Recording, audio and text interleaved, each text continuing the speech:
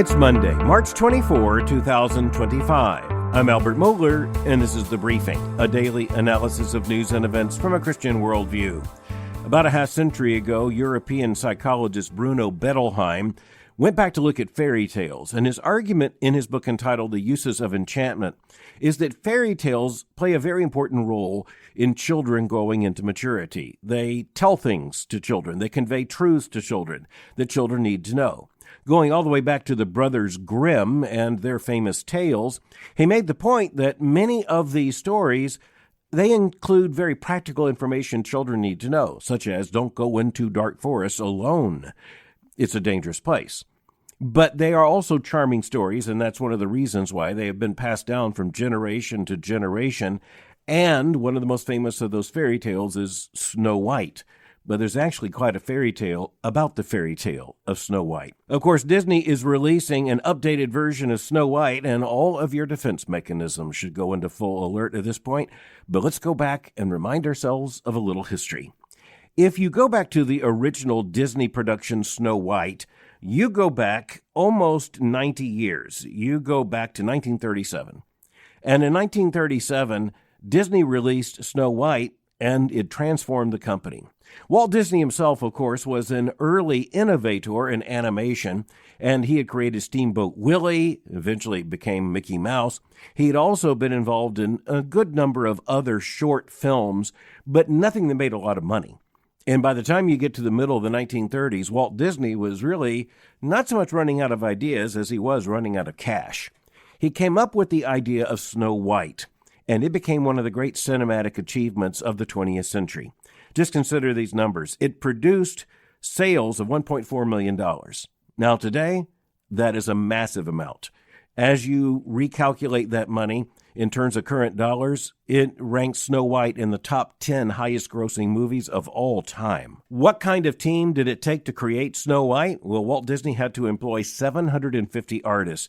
How many paintings did they have to paint to make the animation look as it looked in that incredible achievement of 1937? It was released, of course, in 1938. How many artists were involved? 750. How many paintings were painted? 2 million. That's right. 2 million paintings were required for the production of Snow White. It was by any measure a very expensive process. It was a big leap for the Disney company and for Walt Disney himself, and it turned out to be a radical success. Not only was Snow White a cinematic achievement, so much so that the Academy Awards presented an Oscar to Walt Disney. They didn't have a category for the film he had produced, but it was so spectacular, they nonetheless created a special category, gave him the Oscar, and the Oscar was surrounded by dwarves. In many ways, the real magic when it came to Snow White was the magic for the Disney company. It enabled, just the cash coming in from this one movie, enabled the company to build that big studio in Burbank, California. And then, well, lots of other good stuff happened for Disney. But there were some effective duds along the way as well. Pinocchio, for example, it's a much-loved movie, but it didn't make money for the studio.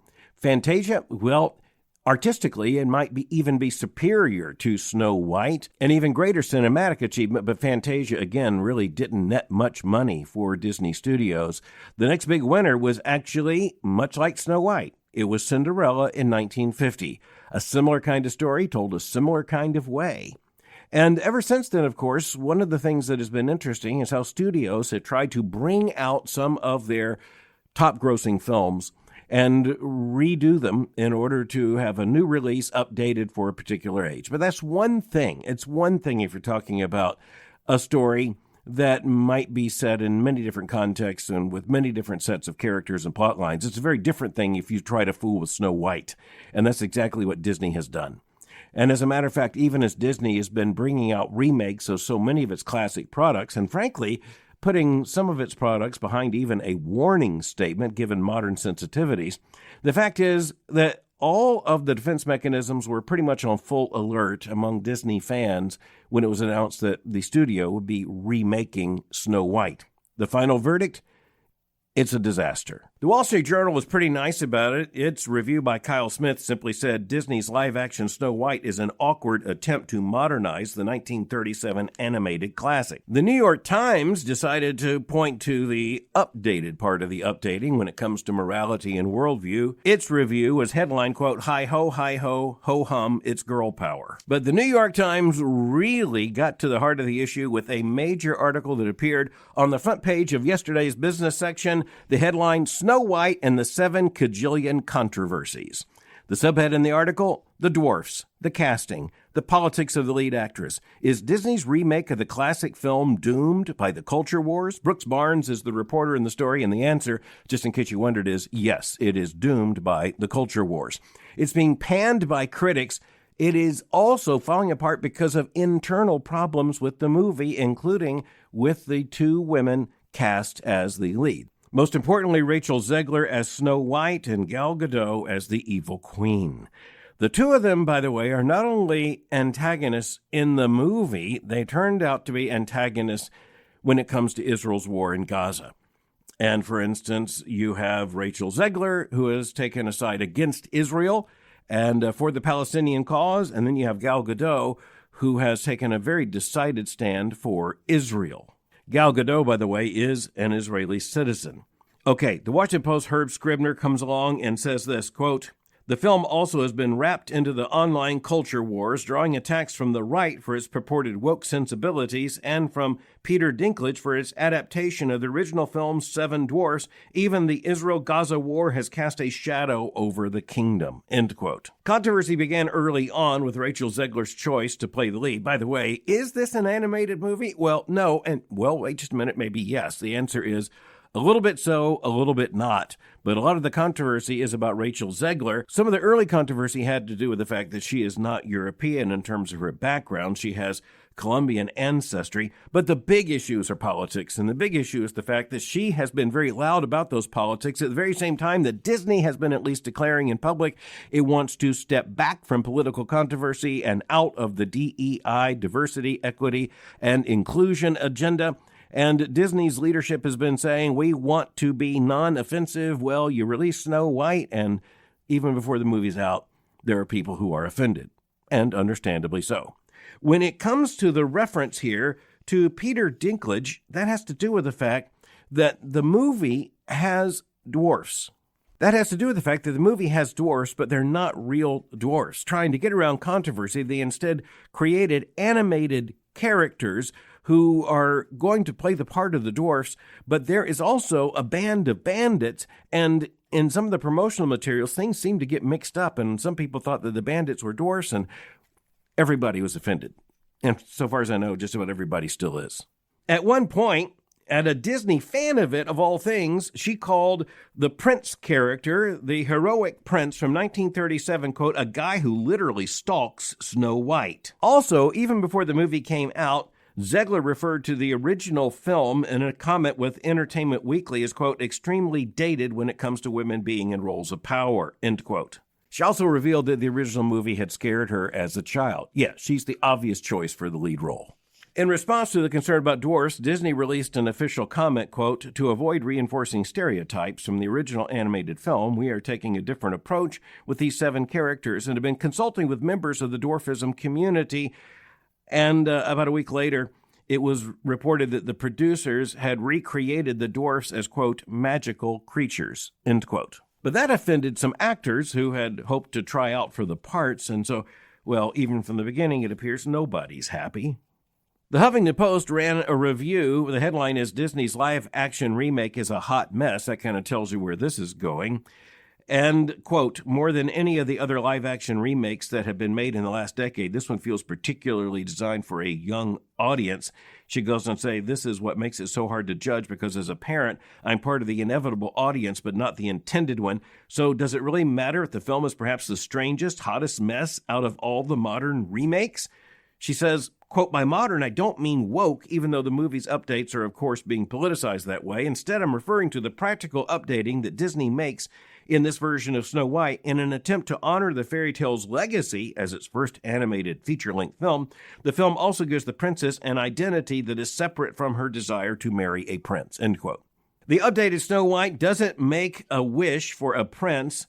Instead, she's hoping to become courageous and to be the kind of courageous leader that others expect her to be, including her parents. Quote, she wants to end her stepmother's fascist rule and make the world more fair and more equal for the villagers. The prince, by the way, in the new movie falls in love with Snow White, and yet it's a more egalitarian thing than in the past. By the way, in the first movie, the prince was actually the least developed character. As a matter of fact, there were a few close-ups because, as it turns out, the Disney artists could not agree on what the face of the prince should look like. Thus, a little bit of distance, not too much prince. Collin Garbarino of World Magazine said that, quote, Disney's attempts to update this film for a modern audience turn an already troubled production into an absolute dumpster fire, end quote. He went on to say, quote, you see, before the evil queen showed up, Snow White lived in a perfect utopian socialist kingdom. Wait, how can you have a king in a socialist paradise where everyone shares? Never mind those pesky questions, he said. What's important is that the bounty of the land belongs to all who tend it. That's a quote from the film. Snow White exhibits such naivete that it almost makes you want to root for the evil queen, end quote. Brooks Barnes at the New York Times tells us in the article that appeared Sunday, a massive article about the movie, in the business section, by the way, we are told, quote, over the decades, Disney has tried to modernize her story, I mean Snow White, to make her more than a damsel in distress, one prized as the fairest of them all because of her white as snow skin. Twice, starting in the early 2000s, screenwriters have been unable to crack it, at least not to the satisfaction of an image-conscious Disney, end quote. So what does Disney think about this dumpster fire that they have created? Bob Chapek was the chief executive at Disney for a short time when the movie was announced, and he promised, quote, it's going to be amazing. Another big win. But the New York Times responds, quote, instead, Snow White, starring Rachel Zegler, arrived in theaters on Friday as one of the most troubled projects in Disney's 102-year history. The movie became a cautionary tale about relevance, how trying to strike the right cultural chord at the right cultural moment can turn a seemingly innocuous movie into a proxy battle for special interests.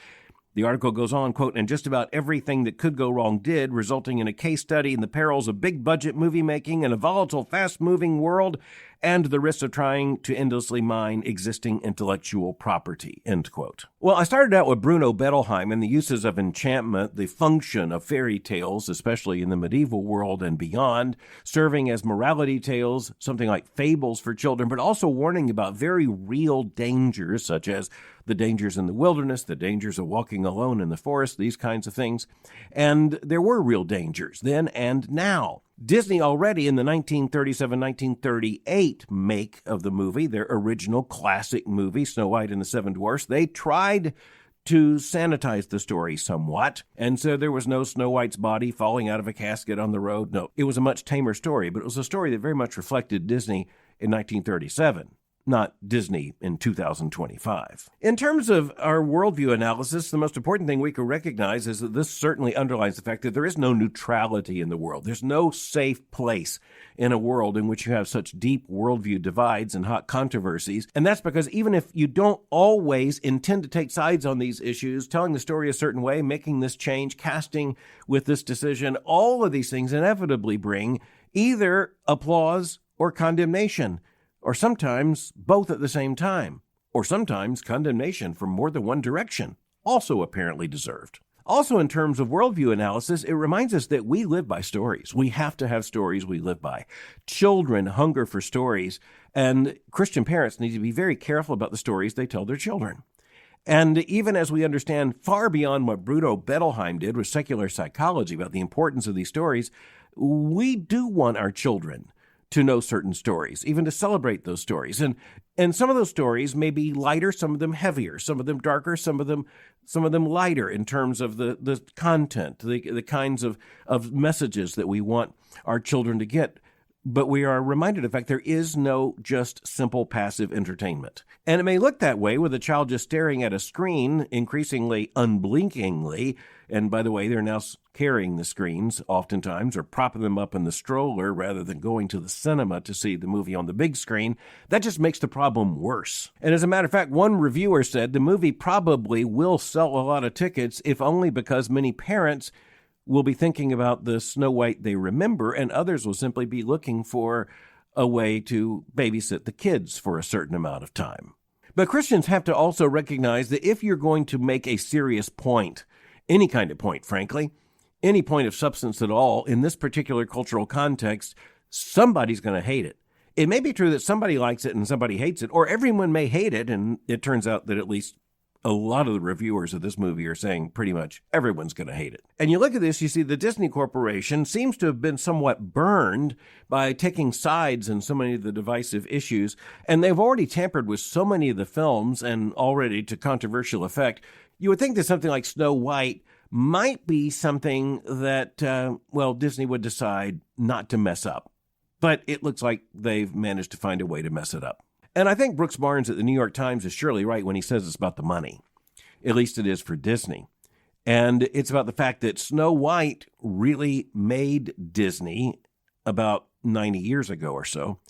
And they were hoping that it might mean a lot of cash for Disney now. And you know what? It still might.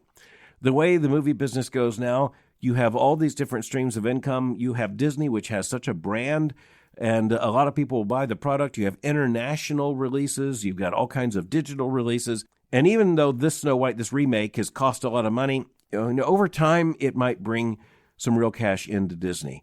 But in terms of what they've done with the story, that itself is the big story. But next, staying on a theme, many of the most popular movies of all time, the most popular stories and tales of all time, are stories of the contest between good and evil.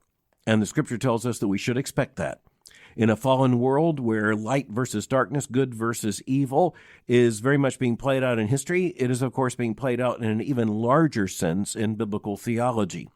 And it shows us that even people who don't have much perception of reality do perceive the reality of good and evil and of the contest between them. One of the most famous franchises in all of the history of good versus evil is 007, James Bond. And it goes back to the original novel that was published in 1953, Casino Royale, by Ian Fleming, who had a background himself in British intelligence. James Bond, 007, is a British Secret Service agent, better known popularly as a spy. He's involved in espionage. And most of this has been in Her Majesty's service, but of course now it is His Majesty with the ascension of Charles III to the throne. Ian Fleming's 1953 novel set the stage for an entire series of stories, even a video game, and a comic strip. Many people don't remember the James Bond comic strip.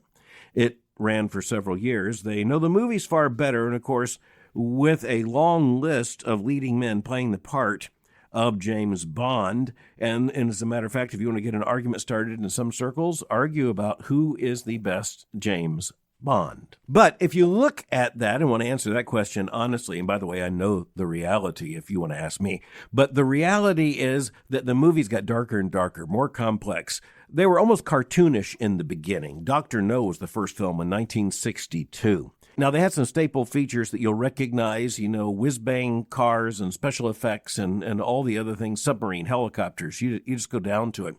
But the stories actually became far darker over time. And at least a part of this was because the origins of the James Bond story went back to World War II, but all of this really developed further during the context of the Cold War, and then the subsequent war on terror that seemed to follow the end of the Cold War. The stories in the newspapers and headlines got darker, and so did the Bond movies. The Bond franchise, by the way, has made a lot of money. It ranks number 5, we are told, in terms of movie franchises over time. That's a lot of money. And that's why Amazon just paid $1 billion to buy the rights to James Bond, and especially the movie rights. $1 billion. That tells you they intend to do something with it. But this leads to a transatlantic controversy. Because now Amazon, an American-based company with Jeff Bezos as its founder and chief executive, Amazon now has the James Bond franchise. And there are some British figures and not just secret agents who aren't happy about that at all. What will the Americans do with James Bond? And of course, the most horrible thought of all to the Brits is they'll turn James Bond into an American. Actually, I'll make the argument that that would be likely to be about as successful as what Disney's now done with updating Snow White. James Bond 007 is quintessentially a British secret agent, and it's not a secret that it should continue that way. Otherwise, you end up with a different story, which means you have just discounted the franchise you paid $1 billion for. And besides all of that, who wants a James Bond who sounds like an American? We want a James Bond with that British accent. But underlining this fact, once again, it's not just children who need fairy tales. It is also adults who need fairy tales. We need stories. We are drawn to stories. We're storytelling, we're story-hearing creatures. God made us that way. But we're responsible for the kind of stories we tell, and we are responsible for the stories that we find fascinating. The stories that tell a lot about us because we like them. So whether you're thinking about Snow White or James Bond, now owned by Amazon.com, just understand that we're going to continue to tell stories one way or another. And every one of those stories is going to come with tremendous worldview significance and with a morality all its own, even when supposedly it isn't conveying any morality explicitly at all. It's there because it has to be there. By the way, I'm going to make one prediction here. I'm going to predict that at Disney World, they're not going to update Snow White much at all. And that is because all those little girls and their parents waiting in line, all those little girls dressed up like Snow White, they are there for the attraction of that original Snow White movie from 1938. They want that story. They're dressed up like Snow White, and they want the story of Snow White being rescued and falling in love with a prince. Looking at all those parents and all those little girls standing in line, you do think about the fact that even a lot of liberal parents who say they're all critical of this, they're very, very opposed to all this, they don't like the stereotypes, they don't like the simplicity, they don't like how Snow White is presented. There's their own little girl dressed up like Snow White, taking a picture with the actress as Snow White. And that's just the way it works. So again, I'll just make the prediction, they're not going to mess that up because it's not so much about morality as it is about money. If they're smart, they won't mess that up. Well, enough about that. I want to return to the answer I gave to a question from a 10-year-old boy on Friday sent in by his mom about where Jesus was during the incarnation. And the way the 10-year-old boy asked it in terms of the kind of question a 10-year-old would ask, I felt it necessary to stress the genuine, the true humanity of Christ in the incarnation, space-time, and history.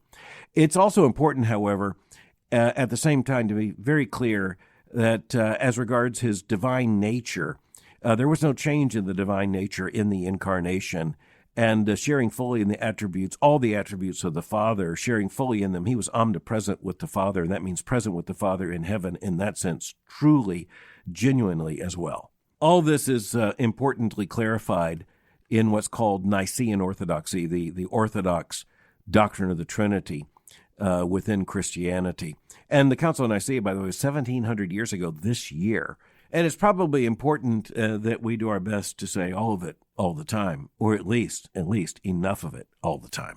And I appreciate so much the fact that those Christians at Nicaea made very clear that the Son came, as the Nicene Creed says, for us and for our salvation. He came down from heaven. Thanks be to God. Thanks for listening to The Briefing. For more information, go to my website at albertmohler.com. You can follow me on Twitter or X by going to twitter.com/Albert Mohler. For information on the Southern Baptist Theological Seminary, go to sbts.edu. For information on Boyce College, just go to boycecollege.com. I'll meet you again tomorrow for The Briefing.